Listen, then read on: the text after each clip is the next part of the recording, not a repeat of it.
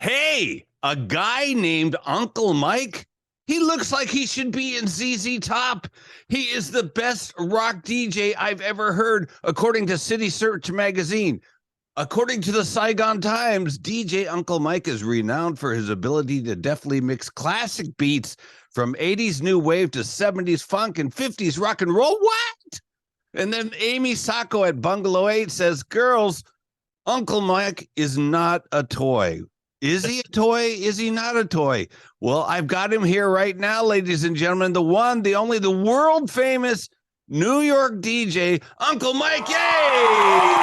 Hey, thank you very much. Thank you very much. How you doing there, Mike? I'm fine. I'm so happy to have you here with me. Thank you very much. Like I said, Cynthia Rogers from the B-Girls, legendary punk rock, wonderful individual, said, talk to my man Mike when you go to Tokyo, hook up, and you kind enough to offer to interview me, so I'm here for you. Are you kidding me? I'm sitting in Brooklyn in my car. I got the Sex Pistols in back of me. I got Yoda next to me because I'm in a toy, because the car I'm in is a toy Yoda. A toy Yoda. Toy Yoda. Ah, I get it. You get it. Yeah, I know. It's tough. Yeah. So, Mike, can you give us a brief introduction of yourself? Hi, my name is Mike. Mike Schnapp to some, DJ Uncle Mike to others. I'm a native New Yorker. I live in Manhattan. I live in the same cave in Manhattan for 33 years. Wow. Which is why it looks like a museum of stuff. I never get rid of stuff. I keep bringing records in, and I just picked up this piece of art today. It's a Sex Pistols display from 1979 when they put out their record, the Great Rock and Roll Swindle. Wow. I love music. I live for music, and I love traveling, and I love eating good food, and I love meeting fun people. Wow, you seem like a fun person. So nice to meet you. I try to be, and I try not to ever talk about politics or anything like that because I just don't care. I'm with you. I'm with you on that. Totally. I love hanging out with fun people, good people, music, the beach, cool cars, just yeah, good times. So you've been a DJ since the early 90s, right? So story is in high school, I always loved music, loved going to shows, loved buying records. College, was on the concert committee, did the college radio in 1984 at Brooklyn College. Then in 1985, I got a job at a record label called Combat Records, and I worked with a lot of heavy metal stuff: Megadeth, Slayer, Venom, Exodus, a few other weird things, all kinds of crazy stuff. Then I worked at another label, Rock Hotel. I worked with Cro-Mags, Murphy's Law, Motorhead. I worked at Roadrunner Records, worked with Carnivore, worked with King Diamond, and then got a job at Epic Records and worked with Ozzy Osbourne, Alice Cooper, wow.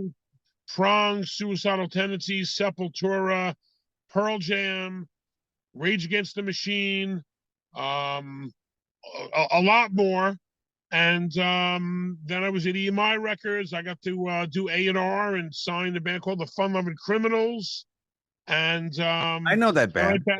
I bounced around and did some road managing and some managing. I managed a band called the Cycle Sluts from Hell. I know, they're a New York band, Cycle Sluts from Hell. 4 chicks, 4 guys, great band, New York rock band. And then I sort of fell off of the record company stuff, and I fell, I'll say, ass backwards into DJing. Now, not DJing on the radio. This is DJing in bars, clubs, events, places, parties. I say I've DJed around the world and around the block. you know. So I've DJed around New York in the New York area. I've DJed around the country. I've DJed in Europe. I DJed down in Brazil. I've DJed down over in Vietnam. And now I'm looking forward to traveling to Tokyo next week and doing a couple of DJ gigs over there. Wow. Have you been to Japan yet? Never been. Super excited to come. Japan is a totally different thing, man. Oh yeah, I'm ready, man. Bring it. I love it. I'm so excited. Want to meet the people, want to eat the food, want to see the sights, want to smell the smells. I'm very excited. Yeah, very excited. I tell people, people are always saying like, yeah, Mike, what's radio like in Japan? And when I tell them, they're just shocked. There's 38 million people in Tokyo. Wow. And we have 5 FM stations. That's it. Wow. And they all play the same shit. So, I mean, I'm on one of them, so that one doesn't play shit all the time. But yeah, it's totally different. Like in Los Angeles, I think there's 8 million people, and they have like 600 radio stations. But here, they have a lot of radio stations in the United States. There's a lot of radio stations, and we all, I'm of the age where I was born in the early '60s, and we grew up listening to the radio. The radio is where we got hip to music, the music that shaped our lives, that made us who and what we are, the music that continues to make us happy. And there's all different formats. There's some great, there's some not, but music's all about personal taste. And so we like what we like. I was always a rock guy. Growing up, it's that 50s, 60s, 70s sort of classic rock, British Invasion, stuff. The 70s and 80s punk rock and new wave explosion. That sort of 90s grunge and metal. That's 80s and 90s. That sort of stuff. I personally love 60s and 70s reggae, Trojan Records, the Jamaican reggae stuff. I love that stuff. It's fantastic. Wow. And then I like a lot of stuff in between. And if I'm lucky, I could DJ gigs where I'm able to play a lot of stuff together. Sometimes sometimes with a DJ gig, you're like, okay, this is what I gotta play. This is my mission. And sometimes you could go all over the board. So every gig is different. Every gig is a unique experience. Mike, tell me about when you were a kid. When did you start getting into rock and roll? How old were you? What was the first song you liked, the band you liked, whatever? I gotta think that. So, I mean, rock was always there, and rock was the dominant force.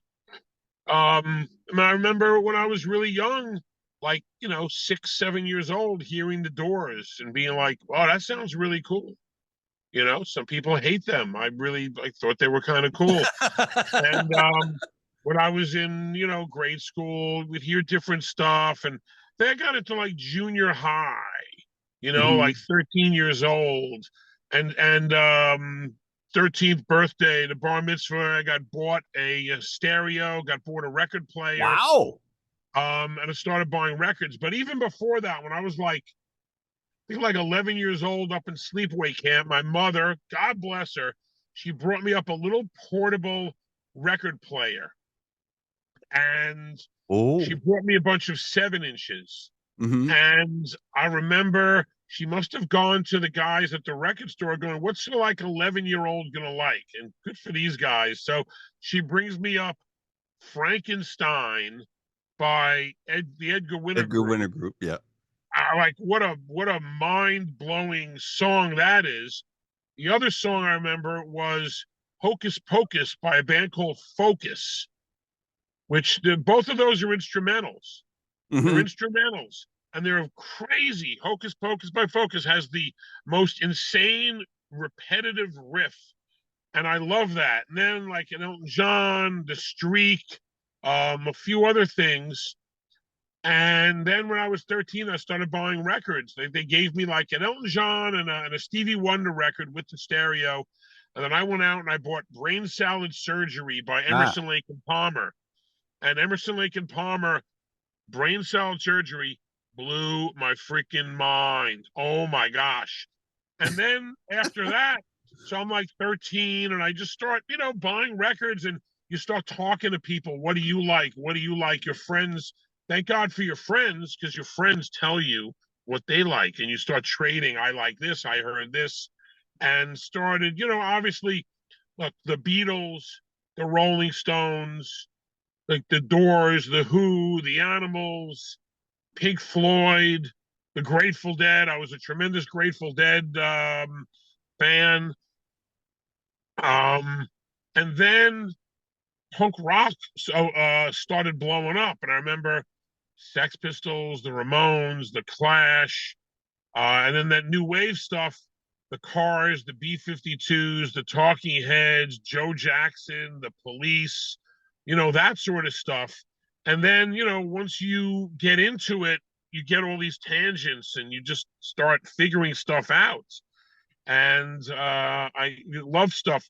I remember being 16 years old and I was on a trip to Europe, a little teen tour. They get a bunch of kids and they fly them over instead of summer camp. Parents were nice. They go, yeah, go travel for 6 weeks. Fly over to England, get in a bus, and travel to Europe. And every night, every day, you go sightseeing. You see whatever's there. You eat some food. You go out to dinner. And then at night, we were at a bar. And I remember this is the summer of 1970. You're 16 years old, young man. Yeah, so I'm 16 years old, and we're out there in Europe. We're drinking beer, and we're at a bar every night. And I remember when I was in England, I went to a record store, and I bought the 12-inch of Sid Vicious, My Way. Oh, yeah. And I mean, a coveted item for me. Him doing My Way was just like, it spoke to me. But every night in every bar, everywhere in Europe, there was this song that came on, and it was not in English, and I had no idea what they were saying. And I heard it, and I go, wow, this is awesome. It was just like, like, who is this? What is this? I don't know what it is. Well, you don't have Shazam. You don't have anything to figure out what it is. By the time you hear it, you figure out where's the jukebox. You get to the jukebox, and the jukebox, another song is playing, and it doesn't list what just played. Then you go to the bartender who doesn't speak English, asking for a song that's not in English. For 6 weeks, I chased this song around Europe. This song chased me around Europe. I mean, I was obsessed with this song.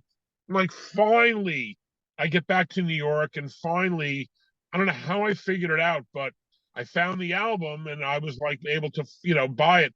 And I still, to this day, when I DJ, play this song, and people sing along with they don't know it because it's in foreign language, but the part that they all do is ooh, woo, woo. I don't know if you know the song Sap La Poumois by Plastic Bertrand. Oh, yeah. And I mean, at some point, it's the corniest song ever, but at some point, I love that song. I love it. It's so great. Yeah. It's so ridiculous. It's got the right energy. And I still play it. I'm going to be DJing Friday. I'm going to play it, and ooh, and everyone in the room is going to do ooh, because they've seen it in European Vacation or some movie or whatever. Oh, wow! And I started going to concerts in my teens, and started going to Madison Square Garden and seeing all the big rock shows, Peter Frampton and Chicago and Led Zeppelin right here, Led Zeppelin, and Emerson, Lake and Palmer, and Yes, and all these sort of like the big rock bands. And then in the early 80s, started figuring out that there's other places to go besides the Madison Square Garden, and started going to clubs and seeing all these other crazy bands, and go see Iggy Pop, the band from LA called X. One of my favorites. The Ramones always played in New York, so go see the Ramones a lot. The Clash came over. It was a big thing that I got to see them, and just a ton of bands. And I love the live concert experience. I love going to clubs. When we would go out, I smoked a huge amount of pot and would jump around and go nuts and drink and smoke and do mind and watching these crazy bands. And I had the best time. And that's New York City, man. Wow. I grew up in the suburbs, but when you're in the suburbs, all you want to do is get the fuck out of the suburbs. That's right. Leave the suburbs. That's right. Right. You're in the suburbs. And what you want to do, get out of the suburbs. Go to the city. Go to Manhattan, New York City. I'm lucky enough to live, half an hour from New York. So used to, load up, eat a couple of Quaaludes, do some blow, smoke some weed, jump in the car, drive into New York. If you were in front of me, get the fuck out of the way. I was going for it. And I had the best time, man. I'm very fortunate that I grew up in the time that I grew up in and lived in the place that I lived in. And between going to see Grateful Dead every time they came around and the Ramones every time they played. First time I saw the Ramones, December 31st, 1979, New Year's Eve, they played, ushering in the 80s. Oh. And that was my first show of the 80s, the Ramones at the Palladium in New York City. And, I was damaged. Come on, who wouldn't be? And so, I grew up as this just out of control, crazy, concert going, music listening, getting fucked up, loving life, going to the beach during the day when the weather was nice, grew up 20 minutes from the beach in Long Island, and then at night going into the city and just going apeshit, going crazy, having a great time. And, so everything I do is sort of like from that, Yeah. That's really cool. So I read your bio, and you have DJ'd all over the country. So you don't do radio DJ, you just DJ at clubs and bars and things like that? Yes, I was on the radio at some point. Okay. In 1985, I was working at Combat Records. I went down to Philadelphia. I was promoting some bands. I met a guy named Mark Didia, who was on a radio station in Philly, and he was doing a show called Heavy Metal from Hell. And he played all the far out heavy metal bands. And then he left Philadelphia to come up to New York. And he calls me and he says, "Come be my sidekick." So I end up every Sunday night up at the radio station with him, and he would be playing like Ozzy Osbourne and Deep Purple and Aerosmith and all this stuff. And I was bringing in all the heavier bands, Megadeth and Slayer and all this other crazy stuff, Cro-Mags, Murphy's Law, Voivod, Celtic Frost, Possessed, Testament, all the heavier bands. And it was a great combination. We had some lighter, more mainstream bands. We had the real heavy stuff. And so I was like the sidekick, and I would talk a little bit, help him program the commercials and all that stuff. And then he left, and a guy named Jimmy Fink, who's still on the radio to this day, a real local hero of radio, was on WPLJ, a New York radio station. And his vibe was like, he loved doing creative radio. So both of us, we did creative radio. We'd be on the radio and putting this music out, and people would listen and go buy the records. And then we started getting letters from people. We started getting letters from convicts. Hey, we're in jail, and we listen to your show on Sunday nights, and it really helps us get through our sentence. And so every week we did a segment called Jail Mail. And Jail Mail was, we'd read some guy in prison, and he goes, "Yo, you guys played Slayer last week. That was great. And thank you so much. And can you play the new Megadeth or play the new Metallica?" And whatever, we would play it, and we'd read their letter. And then one week I come into the show, and Jimmy goes, "Hey, Mike, come here. You got to show you this." And he reads me a letter, and it's like, "Hey, Jimmy and Schnapp," it's my name, Mike Schnapp. Everyone call me Schnapp, the Schnapper, Schnapp. Jimmy, Fink, Schnapp, we're in jail. We love when you play the music. and you know, we're incarcerated here, but your music really gets us through the sentence, and we can't wait. We're getting out in like, you know, a couple of months, and we're going to come down to Lemoore, which was the local metal club, and come and see you. Right, and we're going to come and see you. And but that was like, all right. And then P.S. We're both murderers. What? He got a letter from people in prison, and they said they're going to come and see him. Oh, Doni Nadu, how is it going to turn out? Tune in tomorrow to see the remaining part of the Uncle Mike interview right here on the Mike Rogers Show. If you like this video, go down here, click like, and subscribe. See you tomorrow. Bye!